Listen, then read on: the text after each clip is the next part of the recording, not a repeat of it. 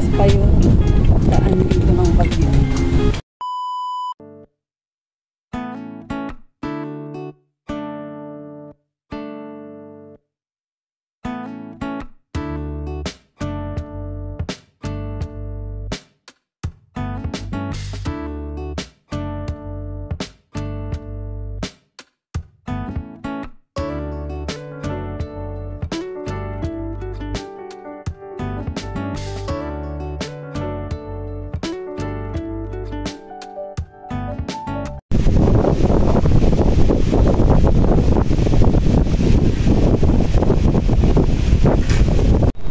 Hi guys, so ngayon is Thursday and may bagyo nga pala dito sa amin ngayon. So ang lakas ng hangin, ang agang nagsarado lahat, and bukas pa yung daan dito ng bagyo.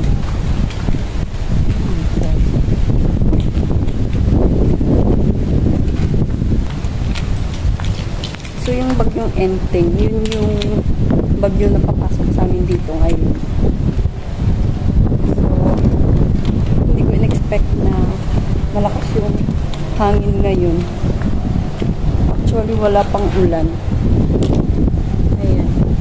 So yung ginagawa ng mga tao dito ngayon is tinanggal nila yung mga basurahan na nandito sa mga gilid-gilid para matapon, hindi makabasag ng mga salamin. Katulad nito, ayan. Ganyan yung ginagawa dito sa Hong Kong kapag malakas yung bagyo. And yung sabi kasi nila, super typhoon daw ito ngayon. So, hindi naman talaga dapat dadaan dito sa Hong Kong. Kaso lang abot nga siya ng buntot ng bagyo. Bukas. Wala din nga pala silang mga pasok bukas. So,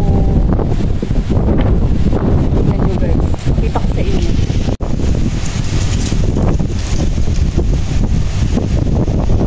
Ayan, naririnig nyo ba guys?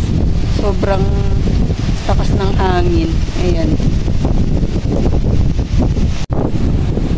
Pero kaninang tanghali, may pasok si Alaga. Tapos, nag-dismiss sila ng alas 2. Kasi nga, sabi nila, alas 6 is papasok na yung bagyo, pero hindi naman siya pumasok agad. Ngayon lang, unti-unti na siyang lumalakas. So, tignan natin bukas. Pero alam niyo yung maganda lang kasi dito sa Hong Kong, kapag may mga ganitong kalamidad, mabilis silang nakakabangon in just 24 hours. So, ganun sila kabilis. Di tulad sa Pilipinas, abutan kayo ng dekada. So, yung government din nila dito is nag-a-announce sila bago dumating yung bagyo. Ganun sila kabilis dito guys. And hindi. So, ang lakas na lang hangin guys. Pasok na tayo. So, andito na ako sa room ko guys. And tapos na din ako mag half bath. So, sobrang lakas ng hangin sa labas. Pero dito sa bahay is hindi gaano kalakas yung hangin. Kasi nakasarado yung mga bintana namin. So, ayun. Magpapahinga na ako. And update ko kayo bukas.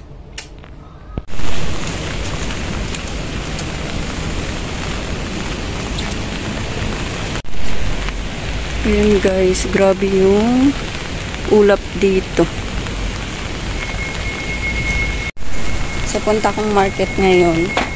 And ito na yung update sa bagyo dito.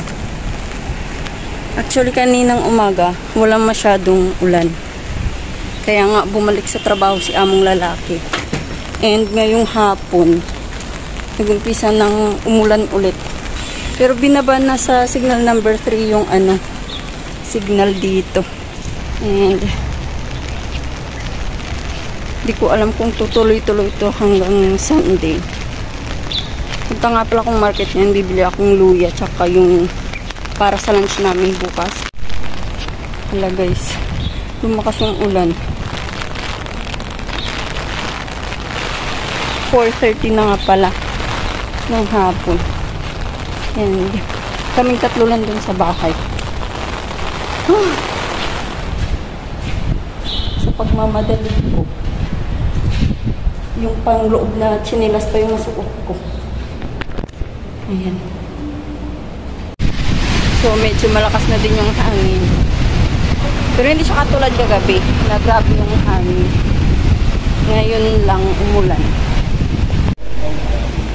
Ayan guys, ang dilim na dyan.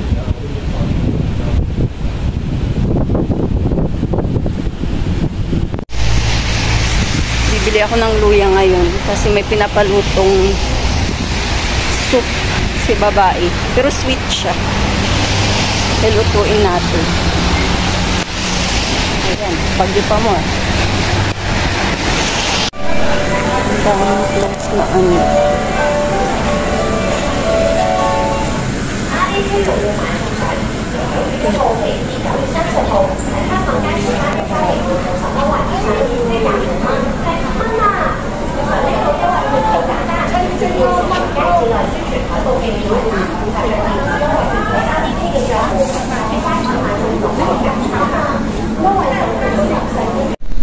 So guys, pauwi na ako. Tapos na akong mag-market. And lumakas yung ulan.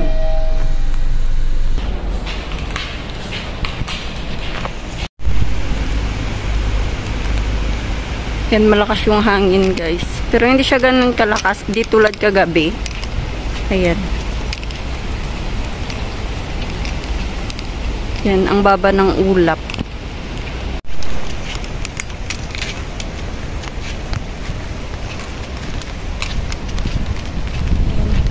Konti lang yung tao ngayon. Kasi nga, bawal lumabas. And, yung mga biyahe kanina ng mga train tsaka bus is nag-resume nung pinaba na sa signal number 3 yung bagyo. So dito, kapag signal number 8 is hindi na pinapayagang bumiyahi ang lahat ng sasakyan dito. And lahat ay sarado. Kapag binaba nila ng signal number 3 is pwede nang lumabas and magbukas ng mga tindahan.